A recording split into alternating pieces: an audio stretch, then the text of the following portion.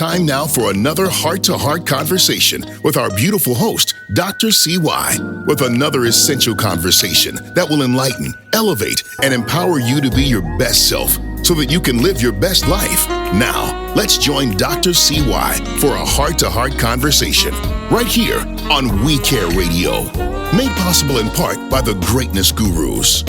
Hello, welcome back to another conversation in the series Silent Tears of Black Female Executives. Tonight we are going to discuss the topic of It's So Hard to Say Goodbye. And I'm excited to have Dr. Erin Lynch with us to have that conversation. So Dr. Lynch, why is it so hard to say goodbye? There are so many reasons. I think the biggest reason is for us as Black women, we want to fix problems. We want to make things better. We want to present solutions. And so when we're in environments or organizations or workplace situations that are not helpful to our health, that are not benefiting us and our well-being, we make excuses around why we need to stay to make it better. We make excuses around, well, if I could just do this would improve, right? And we end up putting ourselves in situations where it is to our detriment to continue to stay in organizations that aren't safe for us, right? That aren't helpful to our health and our well-being. And I think this is not, sounds almost stereotypical, but I think that this is part of the nature of Black women, particularly when we get to these leadership roles, because we go into these leadership roles because of our phenomenal ability to get stuff done, right? Yeah. So this is why we get it's like this horrible circle. We succeed in these roles because we are go-getters and we get stuff done, and yet we stay in these roles of executive leadership when the environments are not beneficial for us because we just want to try to get stuff done. Yeah. And so, boys to men, they say very clear, it's so hard to say goodbye. And it is, right? And then we go through these waves, almost like church hurt, right? Church hurt is the worst hurt to go through. And I would say organizational hurt is second to that. Right? But I would say that that's part of the reason why it's so hard for us to say goodbye to organizations and institutions that are very detrimental, that are not beneficial, to our well-being. And I think you bring up an excellent point when you talk about the reasons for why. When you said the same reason, like we are excellent at getting things done, right? I consider myself a problem solver. It's like if anyone has a problem, I'm ready to solve it. And because we have, as you said, such a strong work ethic, we also tend to think we can solve every problem. And that if it can't be solved, it just means we need to work harder, or we need to do more, or we need to do something different. And so we become trapped in that vicious cycle. And you're right. That's one of the things that keeps us from saying, you know what? I'm great at solving problems, but this one is not the type of problem that I should spend as much time on. Maybe this is that sign or that reason. Because I love when you said we also make excuses. Oh gosh. And I want to really explore that with you more about some of the excuses that we make when things aren't helpful to our health. And I love the term when you said one of the things that we ought to think about is when things aren't helpful to our health. So tell us more in terms of those excuses. Now, I know I've made some of them. But tell us. Absolutely. I think we all have when we get into certain leadership positions, right? And you don't necessarily, and I know the series is around executives, but think about the women who are leading our churches, right? Mm-hmm. So, the women who are leading our youth groups, the women who are leading in our sororities, in our civic groups. So I would say even at those leadership levels, right, when we know something is not beneficial to us, we make this excuse to be able to stay because maybe if we just try one thing different, right? Right. That will dismantle or disrupt, years of systemic issues that might have existed in that one organization, like in a church or in a civic group, right? So we end up making these excuses around, well, maybe it's this, right? And maybe it's that, instead of looking at, it's not me. Right. It might just be the environment. Right. Like, so I left the academy just recently. I'm a twice tenured professor. I was serving in an administrative role at my previous university, which I loved. I loved my people. I loved my team. I loved, my provost was incredibly supportive. So I was in a great environment, but I was put into a situation that was disruptive to my health. And it got to the point where I physically began manifesting through my dreams the detriment of the environment, right? And so I literally woke up screaming help from this dream that I had one night, and I was like, that's it. I am tired of making these excuses and waiting for the institution to correct, the complaint that I had made about the situation that I went through. And I was like, that's it. God is telling me, my body is telling me, my psyche is telling me, it is time to walk away. And we have to recognize those things with us. We have to stop making excuses, right? Like, oh, it was just something funny that I ate, right? So I just had really active dreams because, maybe I ate some cheese before I went to bed. We make silly excuses, right? These like non-cognitive excuses around what we know, what we know the environment and the universe is trying to tell us, what God is trying to tell us about the situations. And so, so for me, those excuses were, oh, well, it won't happen again. Right? Or, oh, if I just follow the policy, the institution will support me when I follow the rules, right? Because that's what those policies are there for, to protect all of us. And so we end up making these excuses around those things when again, it ends up being detrimental to us. And I feel like if we could have those honest conversations about, it is okay to walk away from something, right? We are not failures if we walk away from an environment that is detrimental to our well-being and our health. Because when a door closes, a window opens. Yes. And so, and that's exactly what happens. And we just have to trust in that process. We do. We have to trust in that process. And I had a moment to reflect as you said, we are not failures, right? It's okay to walk away. And if we walk away, it doesn't mean that we're failures. It simply means that it is time to say goodbye. And you said that earlier. You said this often is when it's time to say goodbye and we shouldn't make excuses. And I love when you gave some specific examples. You said when we're having dreams where we wake up screaming. So we're actually having nightmares. So let's not make an excuse for that. We are having nightmares. Absolutely. That's what they're called. It really may be time to say goodbye. I love the other one when you said when our body tells us. That means when we're having adverse physical effects to our bodies. And I can remember at one time I was having nosebleeds. It's like, and when you say excuses, it's like, well, maybe I had too much sinus medication. Maybe the altitude is, it's like, you have not changed altitudes and you have not used too much sinus medication. Don't make an excuse. See the indicator for what it is. So absolutely. Yes. So I love absolutely. When you said that. Yeah. And we have a sister scholar, Rosalind Clark Artis, our sister scholar president at Benedict College in South Carolina. And her research is actually in this. So she researches Black female presidencies. And I know, you and I and our other sister scholar, Dr. Felicia Comero, we have a report coming out in some weeks around this work too. But Dr. Clark Artis has been researching the historical impact of Black female presidents at HBCUs. And I think if I remember her numbers correctly, there have been some 37 presidents, female presidents, yourself included in that population, and the history of HBCUs.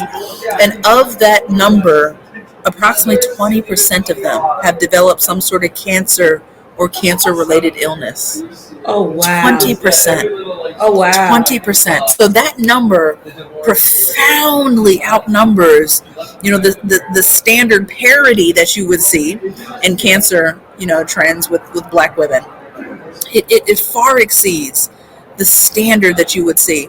So we are literally, our bodies are literally ingesting the stress and creating elements around biomarkers that then create, right, these illnesses in us, right? So we need to be cognizant of that, and that applies to more than just those women who are in higher education. Our female executives, our church leaders, our civic group leaders, our sorority leaders. The stresses that we place on ourselves, to do good work. Right, manifests in our bodies in a way that, again, is not helpful for us. So we have to recognize those nosebleeds as elements of stress. We have to recognize the things, waking up with a headache every day. I remember when I first got to the institution that I just left, I literally gave a strategic planning session with this migraine that I'd had for 2 days, and I was like, okay, I have to go in. Like, I can't not. We've been planning this for 6 months. I can't not go. And so I went in. We did the session. It was fine. I told my team, I got a headache. I'm going to go home and lay down. And I went home and took my blood pressure. It was 210 over 111. Oh, wow. And so I called my doctor and telehealthed my doctor. And they said, you need to go to the hospital now, because apparently that was stroke level. I didn't know, right? I had no idea. But, this is pre-pandemic. This 2019, it was fall of 2019. Pandemic hit fall of 2020. Right. No, so it was fall of 2020. It was fall of 2020. We were in the pandemic. So it was fall of 2020. And I had no idea how high my blood sugar had been and my blood pressure had been, for a period of days. But it was so high that I'd had this migraine for 3 days. And I was like, okay, it's time. Yes. It's time. Like, so at that point, I hadn't left the university, but at that point I was like, okay, I need to do better about my self-care. And so, I started getting back in the gym and running and making sure I was, tracking, my consumption of certain types of adult beverages. So my evening cocktail that was to help relax me. I cut back on all of that, and I just had to do better so that I could be there for my team. But then a year after that, I was like, okay, I have been doing this for my team, but what am I doing for me? Right? What am I doing for me? And that is an excellent point of asking that question. What are you doing for yourself? I remember a colleague, you mentioned the story about the headache. I remember a female colleague who literally died during her lecture. And when everyone started sort of having conversations about what was happening, what could have caused it, they found out it was a brain aneurysm. But she had been having headaches for weeks. But because it was at the height of the semester and she felt like she had to continue with that class and with her roles and her responsibilities, and that she didn't have time to go and check on what was going on, but felt like she just had to press on, press forward. I say to myself, just like you just said, hey, that's an indicator. We need to know that. Now, fortunately, we know so many other stories of individuals who have had strokes and things, and they don't realize they're having stress-induced high blood pressure or other situationally induced high blood pressure, and some of those types of things that are happening as a result of their pace, as a result of their the stressors that they're encountering in the different environments, because they're trying to be productive. I always say to everyone that being productive should not kill you. It should not, right? It should not. And so we have to actually start challenging that theory that if, I always say, of course, you guys, we know that says, if you see something, say something. My phrase is, if you feel something, say something. That's when you're having an indicator of something not happening correctly with your body. It was amazing to me that you also said, and I'm going to give you a chance to say more about this one. You also said that we make more excuses. And one of the things you said is we make the excuse that it won't happen again. How many times have we said that to ourselves? Probably countless times. Yeah, look. You know, I'm a researcher, so, you know, I love my data, but I probably could not tell you because there are so many times, right? And we do this so often. We do this in the workplace. We do this in relationships, right? So it's gosh, yeah. If we could come up with the answer to that now, we would have $1 billion. I'll tell you what, we would have all the best-selling books and series and all the things. Look, Gail would be inviting us on her show. Oprah would have us in the book club. I tell you what. Yes, I think it happens, to your point. I think it happens so frequently. And I think it is the most frequently occurring excuse. And so now that you've said it tonight, I'm like, wow, I hadn't thought of it that way. I think it's important for us to start saying, if we find ourselves saying this won't happen again, we have to, the light bulb has to go on and say, well, it might, or it probably will, right? Because we're in a vicious cycle when we're using that excuse. And what about the one where you said if we just follow the rules? Oh, you were just about to say something else, so please. Yeah, I was going to add. So another sister scholar of mine introduced me to this new concept, right? So, you know, we have this idea of hustle culture, right, in the Black community, okay? And apparently, there is an anti-hustle culture trend that is starting to occur called rest is resistance.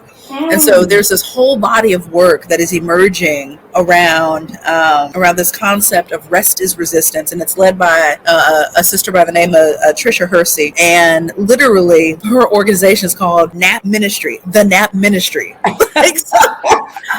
And that is something, you know, I've always told myself, I was like, I was napping at 3:00 in the afternoon. I'm not doing that. Like I have work to do. I'm not napping. Absolutely. But her entire body of work is around, this is the anti-hustle culture that we need, right, for the well-being of ourselves. Like, we have to realize when it's time to rest. We have to realize, you know, we can't work till 2:00 in the morning, you know, 11:00 at night, and then turn around and get up at 5-6 a.m. and start it all over again. Like, so I have been very diligent about my 8 hours. Like, I average 8 hours a night. I will shut it down now at a fixed time period, and I won't do that to myself. But you know, that's part of, I stopped making excuses as to why I need to continue working into the wee hours of the night. So, you know, I think that's amazing. I would love to hear more about their work. I'm chuckling right now because my mother used to say, if the shoe hits, wear it. Not fits, if it hits. HITS, right? And so when you made that comment, the shoe hit me because I actually have an organizer that says good things happen to those who hustle,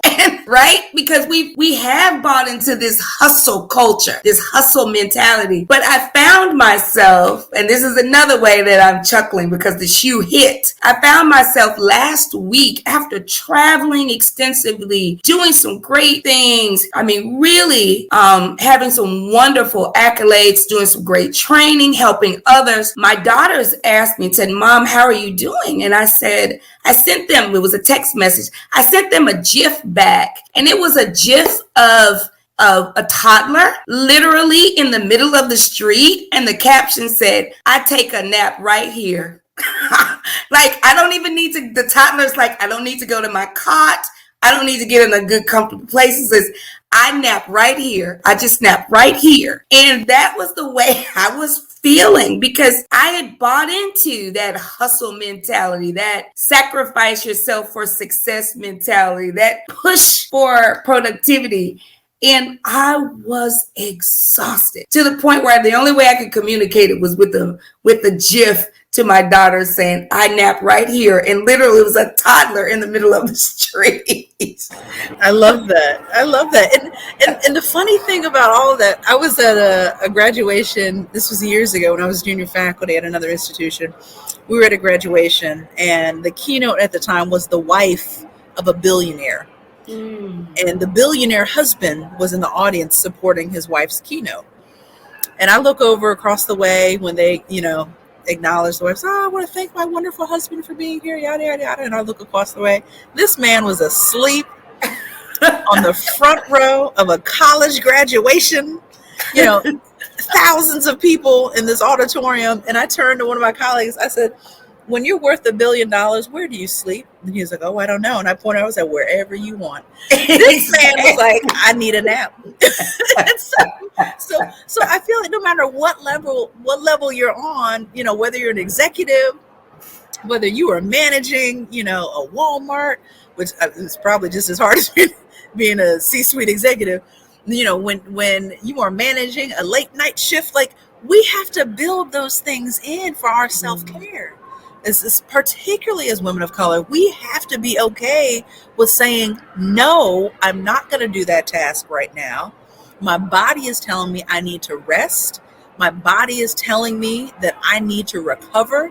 So do the recovery, take the rest, and get up and be more functional after you do that. Like, we have to stop grinding ourselves into the ground just to finish something, or to say that we did something, or to try to, and this is the other part, to try to prove to somebody else that we are worthy and have value. Right. Like, there are so many times where, you know, we hustle because someone else doubts in us. Not necessarily because we doubt in ourselves, but because somebody else doubts in us and doesn't believe that we can do it. So we're going to prove them wrong, right? Right. And sometimes I'm completely okay because I do it all the time, but we have to know when to stop doing it to our own detriment. Yes, it's when we're doing it to our detriment. And also, as part of that practice, or those practices that you were just talking about, sometimes we find ourselves being willing to grind to do some work that was really someone else's responsibility in our organization, right? And because they didn't do it as Black women, we pick up and say, okay, let me solve that problem. And they're sleeping and we're grinding on what was really their responsibility. So we also have to kind of stop doing that. I think sometimes we do it because, you know, sometimes even people give us more assignments because they know they can count on us to finish them. But as they give us more assignments, often our colleagues get less assignments. Yeah. And so we also have to have really transparent conversations about that in the workplace, because that's another reason we find ourselves fatigued and exhausted. So yeah, no, please, you go. I can. Yeah, no, absolutely. I had a sister scholar tell me the other day that she was working with somebody, and the person told them this was not a woman, and they were not of color, but told her that they weren't going to do it because it was too much work. But it was what was being requested of them. But they stood in their privilege to tell this supervisor that they weren't going to do it because it was too much work. Right? Yes. And so I'm not a proponent of that. I am a proponent of saying when something is too much, right? When we are taking on too many tasks, right? Yes. But I just think that it is of the culture of Black women, particularly Black female executives and Black female leaders. It is of our culture to thrive in excellence, and to all things that we do are in excellence, right? Yeah. And I think that that's something to be commended, that we ascribe to making sure that we're doing things in the spirit of excellence, in the fashion of excellence, in the expectations of excellence. But I also think that we can learn from our colleagues, those that do a good job of setting boundaries so that they really can ensure that their performance is excellent at all times. They can't, because they can also ensure that their health is excellent. And they can also ensure that their family time, or their fun time, or, as my colleagues say, I'm on the golf course. And it's like, well, I'm doing your work while you're on the golf course. And I had one colleague one day say to me, I didn't ask you to, and it was like, that was reality. So I started going to the golf course with him Every time he left to go, I went as well. So I think it's important that we're aware of when we aren't setting boundaries and then set the boundaries. And I think each person has to decide what that is for them. But when we have no boundaries, I know that isn't the optimal situation, right? Absolutely. Absolutely. So, not that I support what I'm about to say, but I just finished watching a series called Giselda, which, if anyone has seen this series on one of the streaming platforms, it is about a 1980s, I think 1990s female drug kingpin. So queenpin. And I watched the series. I binged the entire, I think it was like 4 or 5 episodes. I binged the entire series from the perspective of analyzing her female leadership traits. Okay. And she, ended up running this multi-million dollar drug circle, I guess, in Miami, Florida. But the traits that I saw in how she did not set boundaries, right, in her leadership, how she was always taking phone calls. She was always putting in the work, and what it took away from her family, where there was no balance, right, in her personal life. Her obsession with being exceptional in this very, very illegal, which I do not support any kind of way, this illegal industry, is exactly what I see with our female executives. Absolutely. Right? And so for me it was a true case study, because you don't see these documentaries, you don't see Netflix docu-series about president or CEO of these Fortune 500 companies that are women. You just don't see them. You see about the guys all the time, right? The Wolf on Wall Street, and then what else? Risky Business. Like, you see them on men all the time, but you really don't get to see it around women unless they're doing something illegal, like selling drugs or contributing to other illegalities in the country. But for me, I looked at it from this academic lens, as I tend to do with so many things, and I saw all of the very same traits that we tend to do in these leadership positions that take us to a point where we have